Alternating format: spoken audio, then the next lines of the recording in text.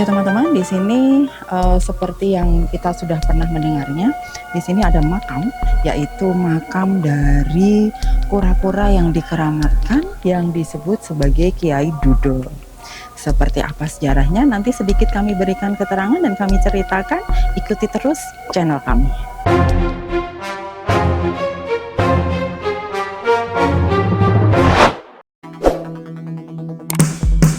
Mengenal kota Yogyakarta tidak akan utuh tanpa berkunjung ke Kota Gede, pusat Kerajaan Mataram di masa lalu. Berjalan-jalan sambil menelusuri wilayah ini akan menambah wawasan kita terhadap sejarah masa lalu Kota Gede yang pernah menjadi pusat pemerintahan Kerajaan Mataram Jawa. Budaya dan sejarah patut dilestarikan karena merupakan asal-muasal dari peradaban masyarakat Jawa pada saat ini. Halo, masih bersama dengan kami di channel IJTV9 dan kali ini kita akan menyusuri sebuah tempat peninggalan sejarah Mataram Islam dan kita berada di Masjid Besar Kota Gede. Dan hari ini kita akan melihat bagaimana tentang Masjid Kota Gede dan sejarahnya, dan kita akan menyusuri tempat-tempat di seputarannya yaitu makam dari Panembahan Senopati. Bagaimana? Kita ikuti terus bersama dengan channel kami.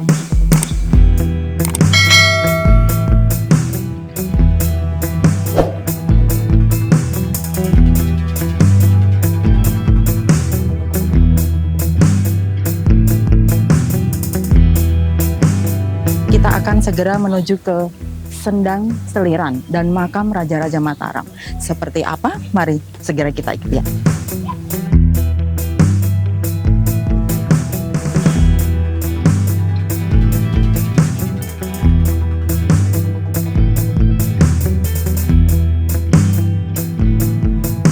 Seperti kita lihat gerbangnya ini masih berbau Hindu dan Buddha dan dibangun pertama kali oleh Panembahan Senopati.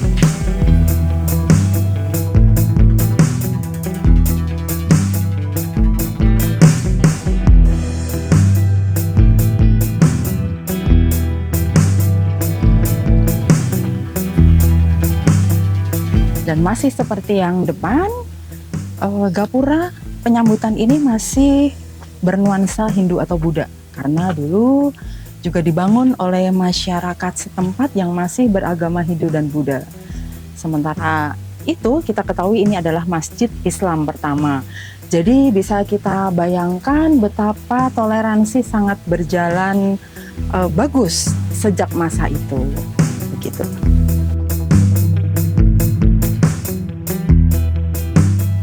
Dan teman-teman, kita sekarang sedang memasuki area makam dari Masjid Besar Kota Gede, dan di kiri kanan kita lihat masih ada tempat yang tempatnya abdi dalam karena mereka lah yang akan menunggu tempat ini. Kita sekarang menuju ke depan dari pintu makam, dan di depan pintu makam sendiri di sini ada semacam pendopo begitu, dan ada foto terpampang yaitu dari ada bangsal kagem para putri untuk yang di sini.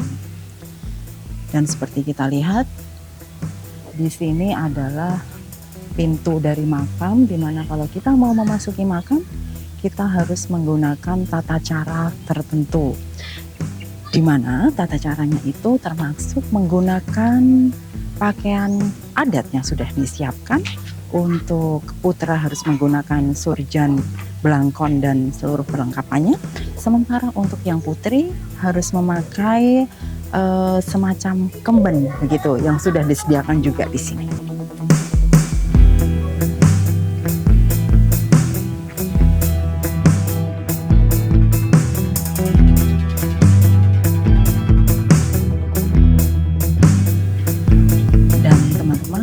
Kalian ke kompleks makam ini, di sebelah kiri dari pintu makam kalian akan menemui bangsal, dan di sini terpampang foto dari Panembahan Senopati dan juga Ki Ageng Pemanahan.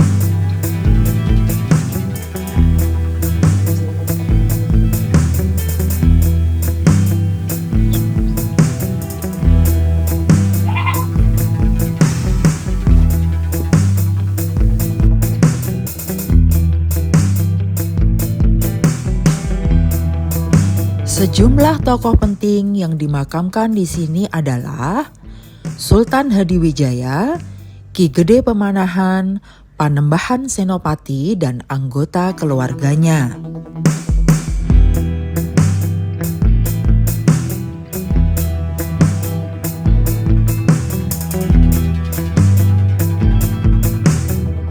Dan teman-teman, dari area makam ini kita akan menuju ke Sendang Seliran. Apa yang disebut dengan sendang, mungkin untuk teman-teman yang belum tahu, sendang artinya adalah tempat pemandian. Tempat pemandian siapa?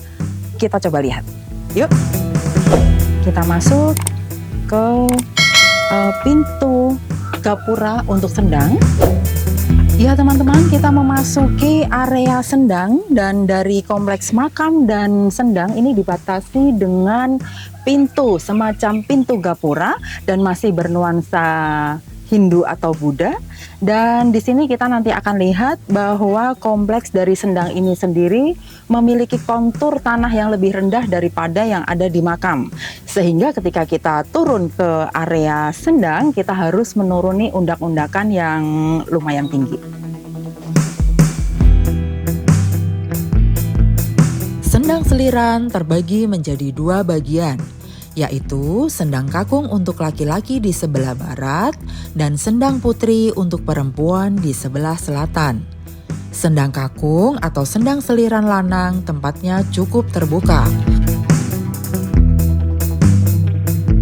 Karena tempat ini pun juga masih aktif dipakai untuk pemandian dari masyarakat sekitar atau pengunjung. Dan mereka yang mengharapkan berkah biasanya melakukan ritual-ritual khusus seperti yang saya sebutkan tadi. Biasanya mereka akan melakukan ritual mandi di malam Selasa Legi dan di malam Jumat Legi.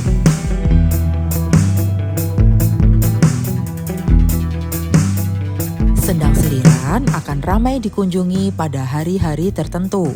Misalnya pada saat malam Jumat Kliwon, 1 hari menjelang Ramadan yang digunakan untuk padusan, ataupun saat acara membersihkan sendang atau yang dikenal dengan Nawu Sendang.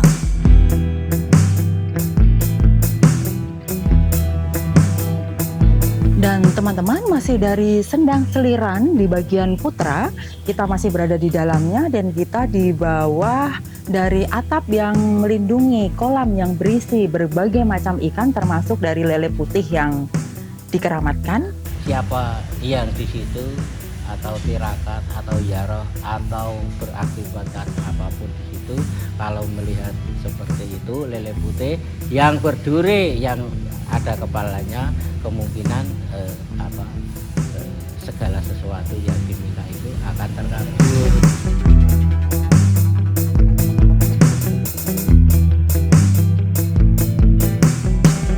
Dan di sini kita menemukan sebuah sumur yang terlihat tua.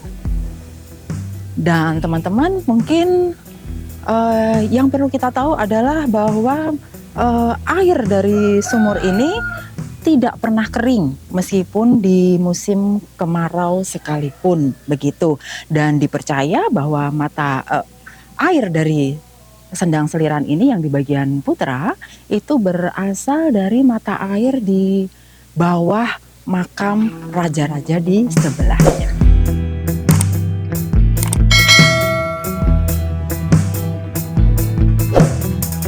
Di sebelah utara Sendang, Anda akan menemukan makam bulus atau kura-kura bernama Kiai Duda.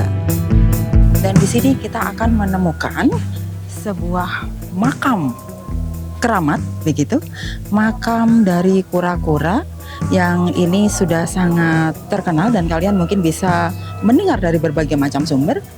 Dan kita menuju ke makamnya, kita berdoa sebentar.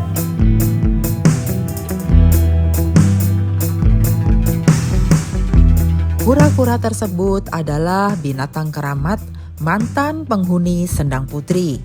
Ia berwarna kuning keputihan dan hanya memiliki 3 buah kaki.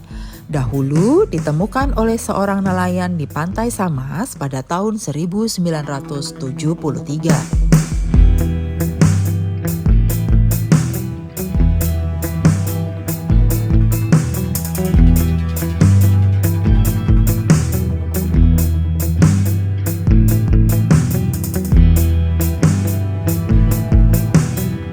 Teman-teman, kita akan menuju ke Sendang Putri dan ini sebelah selatan makam tepatnya. Dan ini adalah penampakan dari sendang tersebut. Di sebelah kiri saya terlihat dibatasi dengan tembok setinggi kira-kira kurang dari 1 meter.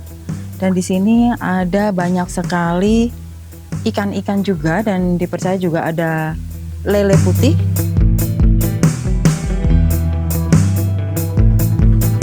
Berbeda dengan Sendang Kakung, terdapat sebuah bilik yang menutupi bak mandi Sendang Putri. Sendang Putri atau Sendang Seliran Wadon ini tempatnya lebih tertutup dibandingkan Sendang Kakung. Pintu masuknya dibatasi dengan tembok kelir. Air kolam Sendang Putri konon berasal dari bawah pohon beringin bernama Ringin Sepuh, terletak di depan pintu gerbang menuju kompleks pemakaman.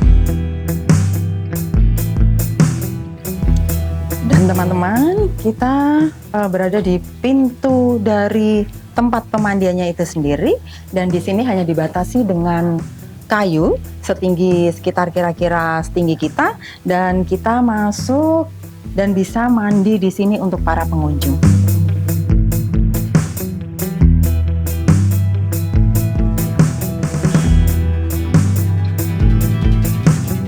Dari Sendang Seliran Putri ada yang disebut bangsal kencur, dan ini pengunjung boleh setelah mandi duduk-duduk di situ bersantai atau kemudian melakukan aktivitas-aktivitasnya, tentu dengan menjaga semua tingkah laku, norma dan keheningan tempat ini. Lumayan ya Bu?